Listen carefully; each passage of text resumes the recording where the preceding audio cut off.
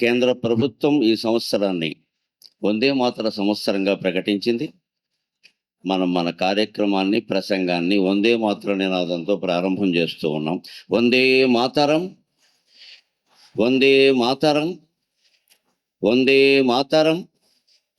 మన తల్లి భరతాంబ మతి శారదాంబ, మన కామె జగదంబ మధుమత్కదంబ. తల్లి భారతమాత, మన తల్లి భరతాంబ మతి శారదాంబ, మన కామె జగదంబ మధుమత్కదంబ. మన తల్లి దేహము మధుర గేహము, మన ప్రేమ ఆగేహమందు స్నేహము. మన తల్లి దేహము మధుర గేహము, మన ప్రేమ ఆగేహమందు స్నేహము. మన భారతీయత మానవత్వయుత, మన జాతి ధీయుత మహనీయ కవిత. మన భారతీయత మానవత్వయుత, మన జాతి ధీయుత మహనీయ కవిత. మన మహర్షుల బుద్ధి మహితాత్మసిద్ధి, మన మహర్షుల బుద్ధి మహితాత్మసిద్ధి. మన చిత్తశుద్ధియే మన సంపదృద్ధి. మన తల్లి భరతాంబ మతి శారదాంబ, మన కామ్య జగదంబ మధుమత్కదంబ.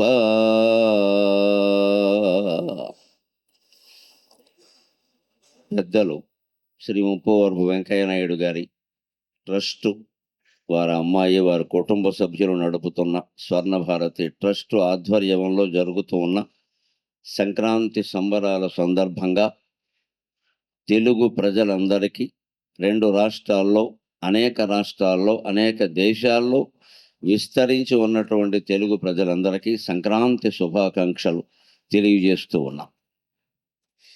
ముందుగా మనం పండుగ సందర్భంగా వదిలించుకోవలసింది బద్ధకం.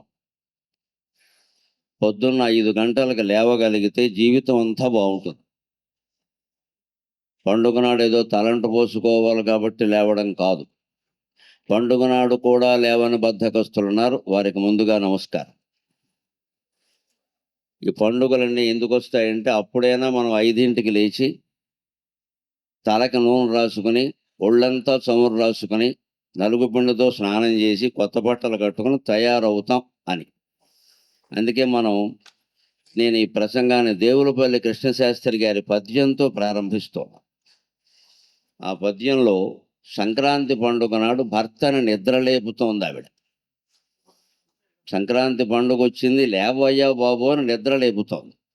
ఎందుకంటే ఈయన లేవకపోలేదు, లేచాడు, మంచం మీదే పడుకుని ఉన్నాడు, ఇంకా లేవల. ఎందుకంటే మనస్సులో ఏవేవో ఆలోచనలు, బాగా సాఫ్ట్వేర్ ఇంజనీర్ అయి ఉంటాడు. అందుకని వచ్చిన 2 లక్షల్లో ఈఎంఐలు 1,50,000 పోను 50,000 మిగిలాయి. ఇంకా ఈవేళ ఇంకా 11వ తారీఖు, 20 రోజులు ఎలా గడపాలో తెలియట్లా. అందుకని భార్య భర్తను ఉద్బోధిస్తాం. ఏమండి ఇకలెండి వాకిటికి రాని వచ్చే సంక్రాంతి, ఏమండి ఇకలండి వాకిటికి రానే వచ్చే సంక్రాంతి. ఏమేమో ఎప్పుడు యోచనలు తెగవు మీకు, ఏమేమో ఎప్పుడు యోచనలు తెగవు మీకు, ఇలాగు కూర్చుందురండి. ఏమేమో ఎప్పుడు యోచనలు తెగవు మీకు, ఇలాగు కూర్చుందురండి. మానండి దిగుళ్ళు మీ మనసులో, మానండి దిగుళ్ళు మీ మనసులో. ఈ లోక భారము మీరే మోసేరే, ఈ లోక భారము మీరే మోసేరే.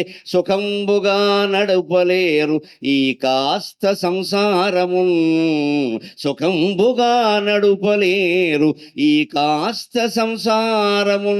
ఏమండి ఇకలెండి ముంగిటికి రానే వచ్చే సంక్రాంతి.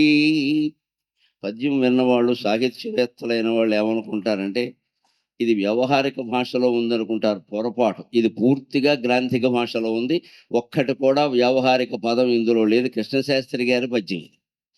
పక్కా కావ్యాల్లో రాసే భాషే వాడాడు. కానీ ఎలా ఉంది అంటే దీని విశ్వనాథ సత్యనారాయణ గారి పద్ధతిలో చెప్పాలంటే వ్యవహారిక శైలి అంటారు.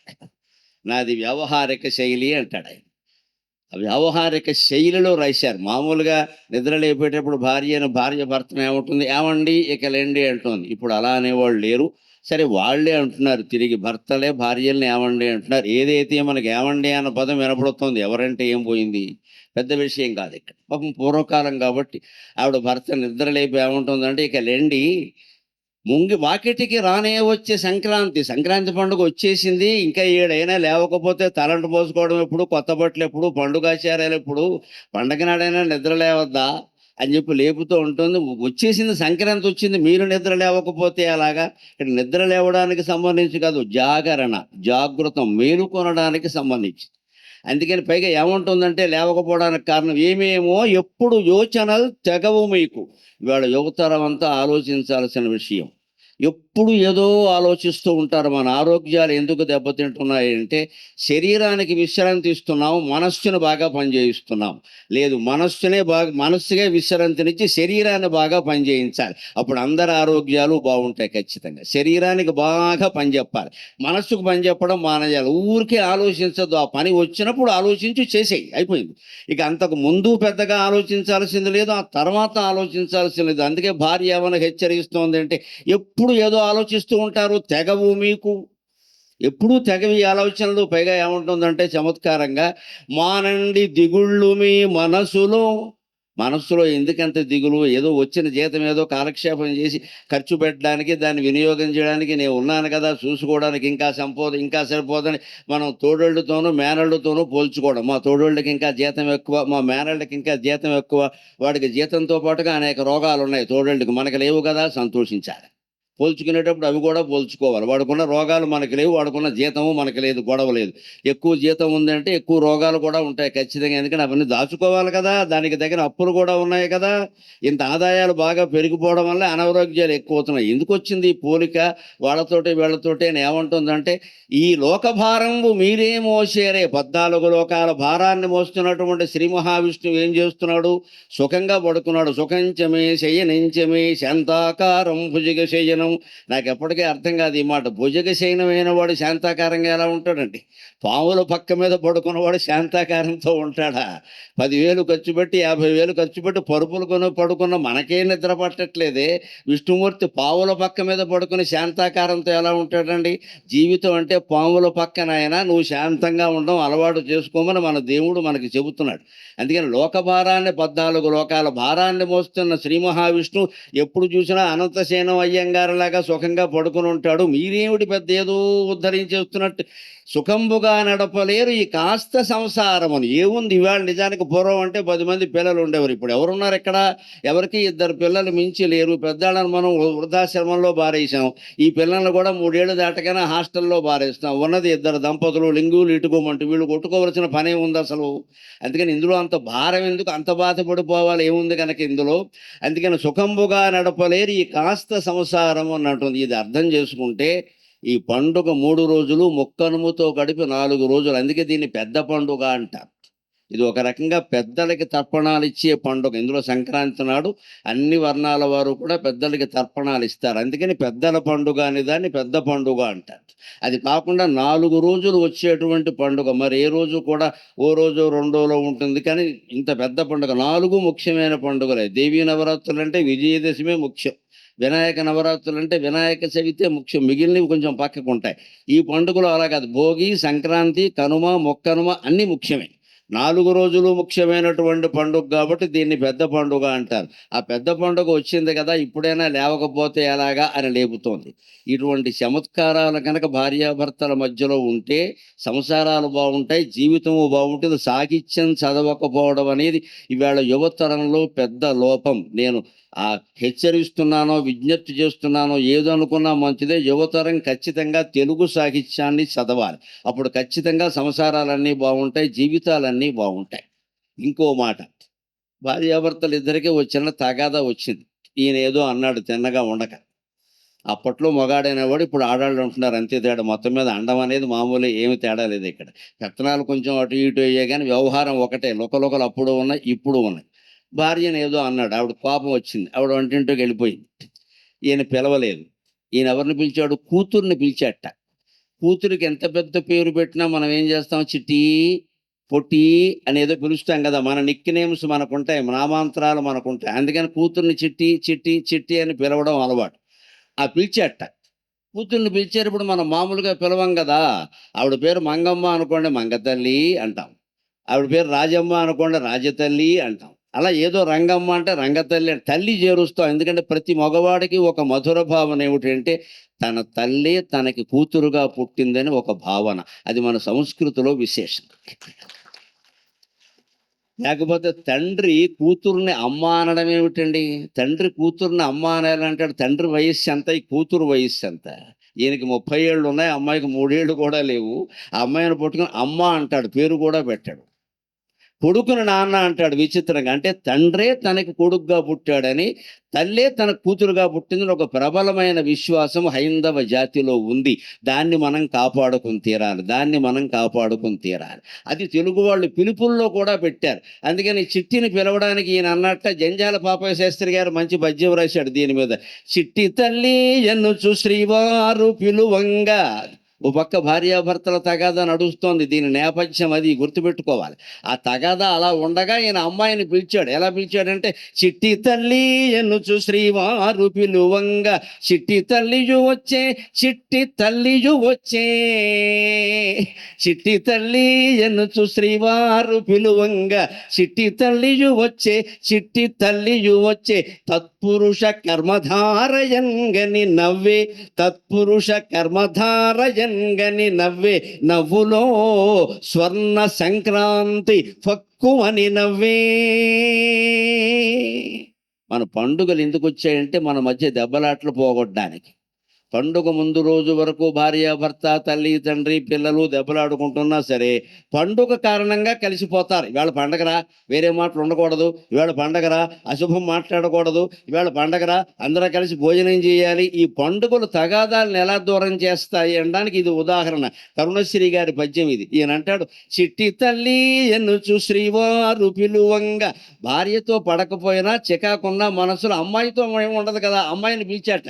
చిట్టి తల్లి రామ్మ అన్నట్ట. ఆ అమ్మాయి కంటే ముందు భార్య ఇచ్చింది. నిన్న ఎవరు పిలిచారు అన్నాడు. కోపం కదా, అందుకని చిట్టి తల్లి అన్నారు కదా, దాని పేరు చిట్టి కదా, దాని తల్లి నేనే కదా, అందుకని నేను వచ్చాను అందుట. కోపాన్ని ఉపసంహరించుకుని ఆవిడ రావడం వల్ల భర్తకి వెంటనే నిన్ను పిలిచారు ఇక్కడ పెద్ద అమ్మాయిని నేను పిలుచుకోను అంటే, నేను లేకుండా మీకు అమ్మాయి ఎక్కడి నుంచి పుట్టింది? ఈ చెలోక్తితో ఆ సరదా ఆ కలహం మాయమైంది. మొత్తం మీద కలహాన్ని మాయం చేసింది ఏమిటండి? తెలుగులో సమాసాలు. అందుకే చెప్పాడు ఆయన, చిట్టి తల్లి ఎనుచు శ్రీవారు పిలువంగా, చిట్టి తల్లియు వచ్చే, చిట్టి తల్లియు వచ్చే అన్నాడు ఆయన. చిట్టి తల్లి అంటే ఒక అర్థం, చిట్టి తల్లి అంటే వేరే అర్థం. ఈ చిట్టి అనే అమ్మాయికి తల్లి, అది తత్పురుష సమాసం. చిట్టి యొక్క తల్లి అని షష్ఠీ తత్పురుష సమాసం. చిట్టి తల్లి అని పిలవడంలో చిట్టి విశేషణం, అందుకని విశేషణ పూర్వపద కర్మధారయ సమాసం. అందుకని తత్పురుష కర్మధారయంగాని నవ్వి. తత్పురుష సమాసం కర్మధారయ సమాసాన్ని చూసి నవ్విందిట. ఎంత సమాసాలు మనం పిల్లలకి సరిగ్గా నేర్పగలిగితే, వాటి అర్థాన్ని చెప్పగలిగితే తగాదాలు మాయం చేస్తాయి.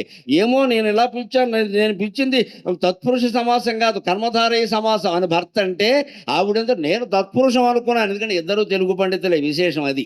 ఇద్దరు తెలుగు పండితులుగా పనిచేస్తున్నారు. ఆవిడ దాన్ని తత్పురుషంగా తీసుకుని ఆవిడ వచ్చింది చిట్టి యొక్క తల్లి అనే అర్థంలో. ఈయన కర్మధారయంలో ప్రయోగించాడు చిట్టిదైన తల్లి అనే అర్థంలో. మొత్తం మీద చిట్టి తల్లి అని ఒక్క మాట సంక్రాంతి పండుగని ఆనందంగా గడిపేలా చేసిందండి. తెలుగు భాష గొప్పతనం అది. తెలుగు భాష గొప్పతనం అది. ఇక్కడ కార్యక్రమం జరుగుతుంటే అందరికీ కార్యకర్తలు చిన్న కరపత్రాలు లాంటివి, ఒక చిన్న పుస్తకాలు లాంటివి పంచి పెట్టారు చూడండి. గౌరవనీయులు, నాకు సన్నిహితులు, కేంద్ర మంత్రి, మాజీ ఉపరాష్ట్రపతి వెంకయ్య నాయుడు గారు 16 అణాల తెలుగును కాపాడడానికి 16 సూత్రాలు చెప్పారు. అది మనం దృష్టిలో పెట్టుకుని పెళ్ళైన వెంటనే మీ పిల్లలందరికీ 16 రోజుల పండగ కింద ఈ 16 సూత్రాలు బాగా అభ్యాసం చేయించండి. ఇవి కాపాడాలి, ఇవి కాపాడాలి, ఇవి కాపాడాలి, ఇవి పాటించాలి. ఊరికే చదువుకుని రోజు 16 పారాయణ చేయడం, మళ్ళీ 16 మంది కూర్చుని పారాయణ చేయడం, 16 రోజులు ఈ వెర్రి వదిలిపెట్టండి. పారాయణ చేయడం కోసం కాదు ఆయన రాసింది.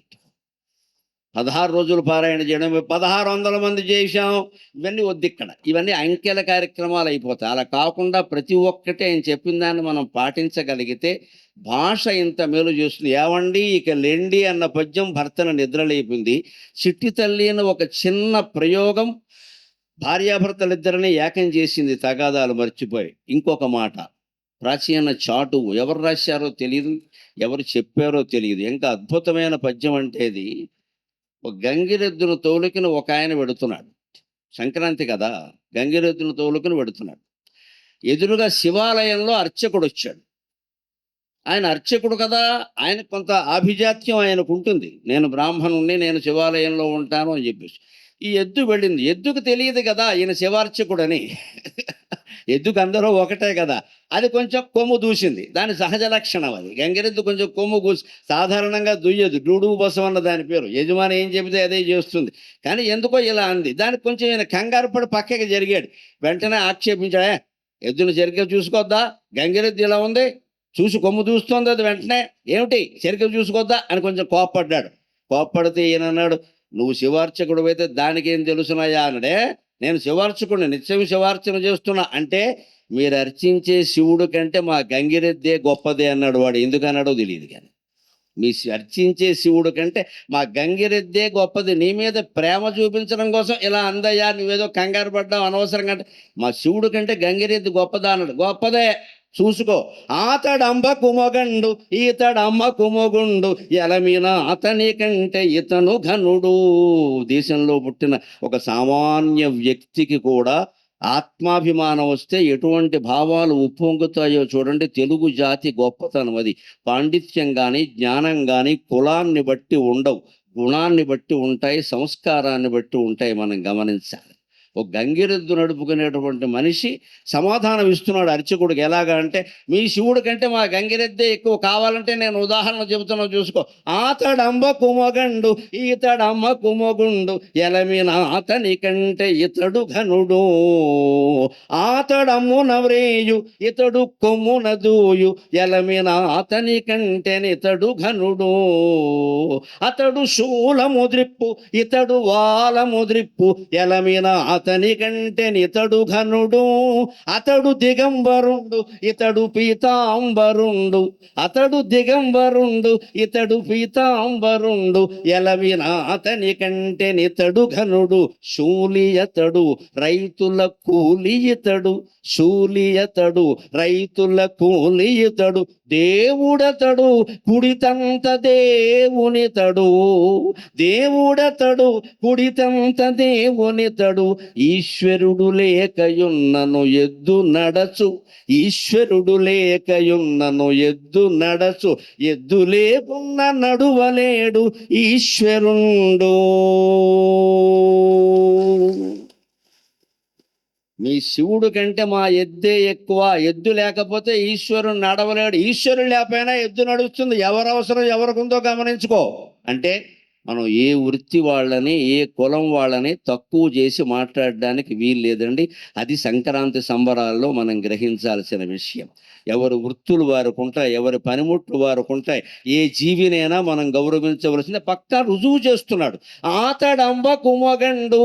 శివుణ్ణి ఏమంటారు? అంబికాపతి, అంబికాపతి అంటారు. అంబిక అంటే అమ్మవారు, అంబకు మొగుడు కదా ఆయన. మా ఎద్దేం సామాన్యం కాదు, ఇది అమ్మకు మొగుడు అన్నాడు. అంటే పశువుల్లో ఒక న్యాయం ఏమిటంటే, ఏ ఏ ఏ ఏ గిత్తతో ఏ ఎద్దు కారణంగా ఈ గిత్తదూడ పుట్టిందో, ఈ గిత్తదూడ మళ్ళీ ఆ తల్లినే కలుస్తుంది. పశు న్యాయం అది. పశువుల్లో వాటికి తల్లిని కలవకూడదని ఇలాంటివన్నీ మానవ సంబంధాలన్నీ అక్కడ ఉండవు కదా. అందుకని ఆ ఆవుకు పుట్టినటువంటి దూడ, గిత్తదూడ ఆ ఆవునే కలుస్తుంది. అందుకని మా దూడ కూడా, ఎద్దు కూడా గిత్తగా ఉన్నప్పుడు ఇది కలిసిందయా. అందుకని ఆయన అంబకముగుడైతే ఈయన అంబకముగుడయ్యాడు. కోపం వచ్చినప్పుడు మనం అంటూ ఉంటాం కదా, మా వాడేం తక్కువ వాడు కాదు. పశు న్యాయం ప్రకారం అది సరైంది, మానవులకి పనికిరాదు ఖచ్చితంగా. ఇంకో మాట, ఆతడమ్మున వ్రేయు. మీ శివుడు బాణం వేయాలంటే త్రిపురాసుర సంహారంలో ఎన్ని పరికరాలు అవసరమయ్యా. భూదేవి రథంగా మారింది, సూర్యచంద్రులు రథచక్రాలుగా మారారు, వేదాలు గుర్రాలుగా మారాయి, బ్రహ్మదేవుడు సారథిగా మారాడు, మేరు పర్వతం ధనుస్సుగా మారింది, వాసుకి వింటి నారిగా మారాడు, శ్రీ మహావిష్ణువు స్వయంగా బాణంగా మారితే ఇంత చేసి ఆయన చేసిన పని ఏమిటో ఒక్కసారి ఇలా అన్నాడు. ఇవన్నీ ఉంటే ఆయన ఇలా అన్నాడు, అంతే కదా. అందుకని అందుకని మీరు శివుణ్ణి త్రిపురాసుర సంహారిని కీర్తిస్తున్నారు. ఇవేమీ లేకుండా ఒక్కసారి ఏ అమ్ము లేకుండా, ఏ బాణాలు లేకుండా, ఏ రథాలు లేకుండా, ఏ చక్రాలు లేకుండా మా గంగిరెద్దు ఒకసారి కొమ్ము చూసేసరికి నువ్వు పరిగెట్టావా లేదా? అందుకని ఎవడు వీరుడు నువ్వే గ్రహించవయ్యా, శివుడు కంటే మావాడే వీరుడు. ఏ పరికరాలు ఏ ఆయుధాలు లేకుండా బెదిరించగలిగాడు ఖచ్చితంగా మీ శివుడు. అతడు శూల ముద్రిప్పు ఇతడు వాల ముద్రిప్పు. శివుడికి ఎవరన్నా భయపడాలంటే శూలం తిప్పాలి ఖచ్చితంగా, 3 అంచుల శూలం. కానీ మా ఎద్దు ఒక్కసారి తోక పైకి లేపింది అంటే ఎదురొచ్చే వాళ్ళంతా పరారైపోతారు ఖచ్చితంగా. మీ శివుడికి శూలం ముఖ్యమైతే మా ఎద్దు ఇతరుల మీద ఆధారపడకుండా వాళ్ళమే ముఖ్యంగా బతికింది. ఇంకా గొప్ప మాట అంటే మన కవుల గొప్పతనం గమనించండి. ఆ జానపదుడికి ఎంత ఆశువుగా భావాలు పొంగాయో అంటున్నాడు. అతడు దిగంబరుండు ఇతడు పీతాంబరుండు ఎలమిన అతని కంటే ఇతడు ఘనుడు. మీ శివుడు దిగంబరుడు, దిగంబరాయ విద్మహే అని ఉండనే ఉంది కదా. ఒక్కోసారి బట్ట లేకుండా కూడా ఉంటాడు. నిజానికి దిగంబర శబ్దానికి అర్థం చెప్పకూడదండి, చాలా తప్పుడు మాట. దిగంబరుడు అంటే బట్టలు లేనివాడు అని అర్థం కాదు, దిక్కులే వస్త్రంగా కలిగిన వాడు. అంటే శివుడు ఆకారం ఏమిటి అంటే సమస్త దిక్కులు నిండిపోయింది, అష్టదిక్కులు నిండిపోయినటువంటి అనంతమైన మూర్తి అని దానికి అర్థం. కానీ బట్టలు లేనివాడని అర్థం కాదండి, పొరపాటు అర్థాలు చెప్పకూడదు. అలాగే మనం సరదాగా అనుకుంటే దిగంబరుడు అంటాం, కనబడ్డం లేదు కాబట్టి. మీ శివుడికి బట్టలు లేవయ్యా దిగంబరుడు. మా గంగిరెద్దును చూడండి పీతాంబరుడు అన్నాడు. ఎందుకంటే గంగిరెద్దు మీద ఎప్పుడు పట్టు చీరలో, పట్టుబట్టలో, పట్టు పంచలే. మామూలు పంచిస్తే గంగిరెద్దు వాడు ఊరుకోడు. ఇక్కడ పట్టు పంచ లేదా దొర అంటాడు వెంటనే. పాత పట్టుపంచలు పట్టుబట్టలు పూర్వం గంగిరెద్దుల వాళ్ళకి ఇచ్చేవారమ్మా. నాగరికత ఎంత మారిపోయిందో మహిళలు గమనించండి. ఇప్పుడు 4 పట్టు చీరలు ఇచ్చి ఇంత స్టీలు చెప్ప కొనుక్కుంటున్నాం. మన దరిద్రం అది. సంక్రాంతి పండుగ అర్థమైతే ఈ స్టీలు పట్టు చీరలు ఇచ్చి స్టీలు చెప్పులు కొనుక్కునే దరిద్రం మానేసి మనకున్న బట్టలు పట్టు చీరలు సహా ఏవైనా పాతబడ్డాయి అంటే పేద బలహీన వర్గాలకి దానం ఇయ్యాలండి. మన పండుగల్లో విశేషమేది, మన ఆచారాల్లో సంప్రదాయాల్లో విశేషమేది. వ్యాసభారతం ఆనుశాసనిక పర్వంలో చెబుతాడు, దానానికి కావలసింది ఒకటే అర్హత, కులం కాదు, మతం కాదు, ఏమీ కాదు. వాడు పేదవాడైతే చాలు, నీకుంటే చాలు, వాడికి లేకపోతే చాలు, ఇచ్చేయి. దాతవ్యమితి యద్దానం దీయతే అనుపకారణేన భగవద్గీతలో కృష్ణ పరమాత్మ చెప్తాడు. దానం ఇచ్చేటప్పుడు ఎలా ఇయ్యాలి అంటే సిటీ బస్సులోంచి విసిరేసినట్టు ఇమ్మని చెప్పారు. నా భాషలో చెప్పాలంటే అంతే. బస్సులో పెడుతూ మనం విసిరేస్తే ఎవరు తీసుకున్నారో మనం చూసామా? దానం ఎప్పుడూ అలాగే చెయ్యాలి. కానీ దానం ఇస్తూ పెద్ద ప్రచారం చేయించి ప్రెస్ వాళ్ళని పిలిచి ఫోటోలు తీసి మన్నాడు ఈయనంత స్వచ్ఛంద సేవా సంస్థ ద్వారా దానం చేశాడని ప్రచారాలు కల్పిస్తే ఈ దాన ఫలం మొత్తం గోవిందా అయిపోయినట్టే లెక్క. ఈ దాతవ్యం ఇవ్వాలి కాబట్టి ఇస్తున్నా, నాకుంది ఆయనకి లేదు అందుకే ఇస్తున్నా, దీనికి ప్రచారం అవసరం లేదు అని ధనవంతులైన వాళ్ళందరూ హిందువుల పండుగల్లో దానాలు చేస్తే సమాజం, ఆర్థిక అసమానత్వం లేని సమాజం వెంటనే ఏర్పడుతుందండి. దానికి తుపాకులు అగ్నిహోత్రాలు అవసరమేం లేదు. ఇక్కడ ధనవంతుల ఔదార్యం, పేదవారి అవసరం, ఈ రెండూ గమనిస్తే చాలు. అది ఈ పద్యం నిండా ఉంది. ఇంకో మాట చెబుతున్నాడు, మీ వాడు శూలైతే మా వాడు కూలి. ఒక అక్షరమే కదా తేడా, ప్రాసయతి ప్రకారం సరిపోయింది, శూలి కూలి. ఇంకొక మాట, గొప్ప మాట, తెలుగులో మాత్రమే సరిపోయే మాట. శివుణ్ణి దేవుడు దేవుడు దేవుడు అంటారు కదా. మీ దేవుడు దేవుడు, మా వాడు దేవును అంటే కుడితక్కడ పెడితే మొత్తం దేవేస్తాడు. ఒక్కసారే ఒక చుక్క కూడా లేకుండా మొత్తం దేవేస్తాడు. మీ వాడు దేవుడు, మా వాడు దేవును, ఒక అక్షరమే కదా తేడా. అంచేత మా వాడు దాంతో సమానం, శివుడితో సమానం, ఇంకా ఎక్కువ. పైగా ఈశ్వరుడు ఎద్దు లేకపోతే నడవలేడు, కానీ మా ఎద్దు ఈశ్వరుడు లేకపోయినా కూడా నడుస్తుంది. ఇలాగ మొత్తం సామాన్యుడు కూడా ఆత్మాభిమానంతో మాట్లాడినటువంటి పండుగ సంక్రాంతి పండుగ. అందరం ఆత్మగౌరవంతో బతకాల్సినటువంటి రోజులు ఇవి. ఇంకొక మాట, ఇప్పుడు ముగ్గులు పెడుతూ ఉంటారు, హరిదాసులు వస్తారు. హరిదాసు ఎంత గొప్పవాడో గమనించండి. పిడికెడు ధనమిచ్చి ప్రీతిగా పిడికెడు బియ్యంబు ప్రీతిగా గైకొని హరినామ ధనమిచ్చు కరుణ తోడ అని సాగర ఘోషలో కావ్యంలో సంక్రాంతిని వర్ణిస్తూ రాశా. మనం ఇచ్చేది గుప్పెడు బియ్యం, ఆయన హరినామాన్ని మనకి ఇస్తున్నాడు. ఈ గుప్పెడు బియ్యానికి హరినామం ఎక్కడైనా దొరుకుతుందా అసలు ప్రపంచంలో? భగవంతుడి యొక్క నామస్మరణ ఎంత గొప్పది. మనం పిడికెడు బియ్యం కాదు, బస్తా బియ్యం ఇస్తే మాత్రం మనకు ఆలోచన వస్తుందా? అందుకని ఆయన పిడికెడు బియ్యం తీసుకుని మన ఇంటి ముందు మనకు తెలియకుండానే హరినామస్మరణ, హరిలో రంగ హరి, హరిలో రంగ హరి అని హరినామస్మరణ చేసి మనకి ఇంటింటికి ఏం చెబుతున్నాడు అంటే, నువ్వు హరినామస్మరణ చేయి, ఊరికే ఎందుకుంటా ఉంటాడు. విశ్వనాథ సత్యనారాయణ గారు కల్పవృక్షంలో వర్ణిస్తాడు. సంక్రాంతి పండుగ నీలావరిస ముగ్గులు వేశారట. ఆ ముగ్గులు ఎలా ఉన్నాయంటే ఇంతంత రేణువులు ఉంటాయి కదా. ఆ రేణువులన్నీ ఏమిటంటే ఎవడు అనుభవించవలసిన కర్మఫలాలని దేవుడు వాడి ఇంటి ముందు ముగ్గు రూపంలో జల్లి వెళ్ళిపోయాట. అదే సంక్రాంతి పండుగ ముగ్గు అన్నాడు ఆయన. ఆ రోజు వాడు అనుభవించవలసిన కర్మఫలాలని బియ్యపు కణాల రూపంలో, ముగ్గు కణాల రూపంలో జల్లి వెళ్ళిపోయాట. ఈ రోజు నీ కోట ఇదిరా అబ్బాయి, ఇన్ని సుఖాలు ఇన్ని దుఃఖాలు ఉన్నాయి, అన్నీ అనుభవించమని చెప్పాట. అదే ముగ్గుట. అటువంటి ముగ్గుని హరిదాసు భజన చేసుకుంటూ వస్తాడు. ఆ హరిదాసు భజన వింటూ ఒక అతను మైమరిచిపోయాడు. సంక్రాంతి పండుగలో ఉండే సరసాలు ఇవి. అప్పట్లో ఉండేవి, ఇప్పుడు ఎక్కడ కనపడతాయి? ఆడవాళ్లే ముగ్గులు పెట్టేవారు, ఒంగును మరీ ముగ్గు పెట్టేవారు. ఏదో పట్టుకొచ్చి పేస్ట్ అంటించడం లేదండి, కట్ పేస్ట్ అనేటువంటి మాట లేదు, వాళ్లే పెట్టేవారు. దానికోసం అర్ధరాత్రి 1 గంటకు నిద్ర లేచేవారు. రథం ముగ్గేసి, రథం తాడు ముగ్గేసుకుంటూ పక్క ఊరు వెళ్ళిపోయిన ఆవిడ కూడా ఉండేది. ఆవిడ వెతుక్కుంటూ భర్త వెళ్ళేవాడు, మా ఆవిడ ఎక్కడుందని. ఆ తాడు అంతవరకు వెళ్ళేది. ఇటువంటి సరసాలన్నీ ఉండే ఆ రోజుల్లో ఉన్నాయి. హరిదాసు పాట వింటున్నాడు ఒక ఆయన, మైమరిచిపోయాడు ఆనందంగా. మైమరిచిపోయి అలా హడావిడిగా వస్తూ వస్తూ ముగ్గు తొక్కాడు. హరిదాసు పాట వినుసు పొరపాటున ముగ్గు త్రొక్కి. ఈ సరసాన్ని గురించి సాగర ఘోష కావ్యంలో సంక్రాంతి సంబరాల్లో రాశాను నేను. ఈ హరిదాసు పాట వినుసు పొరపాటున ముగ్గు త్రొక్కి భుజగపు వేణిన్ తరుణిమణి ఒకటిచ్చిన, భుజగపు వేణిన్ తరుణిమణి ఒకటిచ్చిన, త్వరపడి పరుగందుకొని తన గృహమునకు. ఒక యువకుడు దారిలో నడిచి వస్తూ హరిదాసు పాట విని మైమరిచిపోయి అందులో తెలియకుండా ముందుకెళ్ళిపోతూ ముగ్గు దొక్కాడు. నా ముగ్గు దొక్కుతావా అని. అప్పుడు అందులో ఎంత సరసంగా ఒక్క మాట నోటమ్మట రాలా. ఇలా తిరిగింది ఆ అమ్మాయి. తిరగగానే పావులా ఉంది జడ. క్షీరసాగర మదనానికి వాసుకి తాడు ఎంత పొడుగ్గా ఉందో ఈ జడ అంత పొడుగ్గా ఉంది. అందుకని అమ్మాయి అనుకోకుండా తిరిగేసరికి ఈ జడ దెబ్బ వాడికి తగిలింది. ఏ దెబ్బ అయినా తట్టుకోవడం కష్టం, తేలికే జడ దెబ్బ తగిలింది. అందున 3 గంటలు ఉన్న జడ. అందుకని తగిలేసరికి వాడు అనుకున్నాడు, అమ్మో జడ కూడా ఇంత ఉంటే రేపు మంగళసూత్రం దెబ్బ ఎలా ఉంటుందో, పెళ్ళయ్యాక జాగ్రత్తగా ఉండాలి రా అనుకున్నాడు ఆయన. అందుకని అలా ఒక్కసారి కొట్టేసరికి ఆ జడ దెబ్బ తగిలి ఇంటికి వెళ్ళిపోయేట, పారిపోయేట వెంటనే. ఇది సంక్రాంతి వేళ ఉండేటువంటి సరసాలు. ఖచ్చితంగా ఇప్పుడు జడ దెబ్బ తగిలే అవకాశం లేదు. నన్ను మన్నింతురు కాక జడలే లేవయ్యే, దెబ్బలు ఎక్కడ తగులుతాయి? అసలు ముగ్గులేసేవాళ్లే లేరయ్యే, వంగేవాళ్లే లేరయ్యే. అంతా ప్రజంగా కుంభోదరులు లంబోదరులే కనపడతారు ఎక్కడ చూసినా. వీళ్ళు ముగ్గులు ఎక్కడ వేయగలుగుతారు? అందుకని అలాంటి వాళ్ళు ఉండేవారు, అలా వేసేవారు. అటువంటి సరసాలు జరిగాయి. ఇంకొక మాట చెప్పుకుని మనం సెలవు తీసుకుందాం. సరసాలు సరదాలతో పాటుగా సంక్రాంతి మనకు ఒక గంభీరమైన సందేశాన్ని ఇస్తుంది. ఈ కాలంలో రేగిపళ్ళు ఎక్కువ తింటాం, గమనించండి. రేగిపళ్ళు ఇప్పుడే వస్తాయి.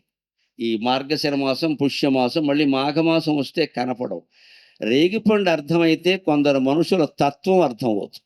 చాణక్య నీతిలో చెబుతాడు ఆయన, మనుషులందరూ ఒకేలా ఉండరయ్యా, రేగిపండును చూడు అర్థమవుతుంది. కొందరు కొబ్బరికాయల్లా ఉంటారు, కొందరు రేగిపళ్ళలా ఉంటారు అన్నాడు చాణక్యుడు. నారికేళ సమాకారాగ దృశ్యంతే అపితు సజ్జనాక, నారికేళ సమాకారాగ దృశ్యంతే అపితు సజ్జనాక, అన్యే బదరికాకారాక, అన్యే బదరికాకారాక, బహిరేవ మనోకరాక. మనం మనుషుల్ని పై వాలకాన్ని బట్టి నమ్మకూడదండి. కాస్త లోపలి తత్వం గమనించగలగాలి. ఇవాళ సైబర్ నేరాలు జరుగుతున్న రోజుల్లో, అనేక రకాల మాయ మాటల్లో మనం పడిపోతున్న రోజుల్లో చాణక్య నీతి రేగుపండు రూపంలో ఎంత మేలు చేస్తుందో గమనించండి. నారికేళ సమాకారాక దృశ్యంతే అపితు సజ్జనాక. మంచి మనుషులు ఎలా ఉంటారంటే కొబ్బరికాయలా ఉంటారు. అంటే కాస్త పండితుడైన వాడు, జ్ఞాని అయిన వాడు, మంచి తెలిసినవాడు, 10 మందికి మంచి చెప్పేవాడు, కొంచెం కష్టంగానే మాట్లాడతాడు. నిన్ను పొగడాల్సిన అవసరం వాడికి లేదు, ఎందుకంటే వాడు జ్ఞాని. ప్రపంచం అంతా ఒక్కటే. ఒకరిని కీర్తించాల్సిన అవసరం పండితులైన వారికి, జ్ఞానులైన వారికి ఉండదు. ఎవడైనా పనిగట్టుకుని కీర్తిస్తున్నాడంటే వాడు పండితుడు కాదనే అర్థం. నిజంగా జ్ఞానం ఉన్నవాడు కూడా అలా కీర్తించాలని కాకాపట్టాల్సిన అవసరం వీడికి లేదు. పండితుడికి నిజమైన జ్ఞానం ఉంటే ఎవడికి భయపడే పని కూడా ఏం లేదు, నిక్కచ్చిగానే ఏం చెబుతాడు. అందుకని పండితులు ఎలా ఉంటారంటే కొబ్బరికాయలా ఉంటారయ్యా, పైకి కఠినంగా ఉంటారు, లోపల చల్లటి నీళ్లు ఉంటాయ్యా, వాళ్ళ హృదయం అటువంటిది గమనించుకో. కాస్త కష్టంగా మాట్లాడారు కదా, నిన్నేదో అన్నారు కదా అని కోపాలు పెంచుకోక, నారికేళం లాంటి వాళ్ళు దేవుడి దగ్గర ఉపయోగిస్తున్నాం కదా కొబ్బరికాయని, అందుకని అంతస్తత్వం మృదువుగా ఉంటుంది, పైకి పెంకు గట్టిగా ఉంటుంది. దుర్మార్గులు ఎలా ఉంటారంటే రేగు పండులో ఉంటారట, పైకి మెత్తగా ఉంటారు, లోపల గట్టిగా గింజ ఉంటుంది. ఇక్కడ రేగు పండులో గుజ్జు తక్కువ, గింజ ఎక్కువ, తినేది తక్కువ, ఉమ్మేసేది ఎక్కువ.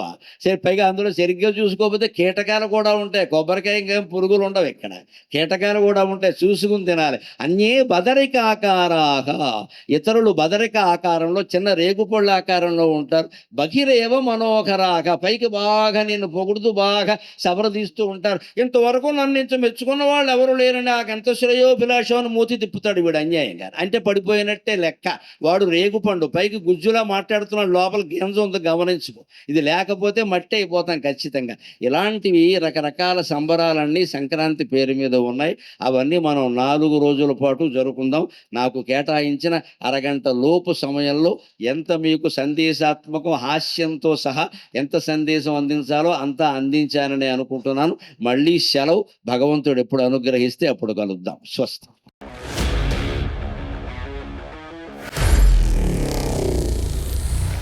Honor Signatus, the biggest gated community in the heart of the city.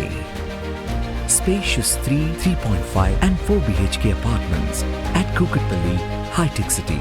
27.5 acres, 18 towers, G+25 floors, 1695 to 3815 square feet unit sizes.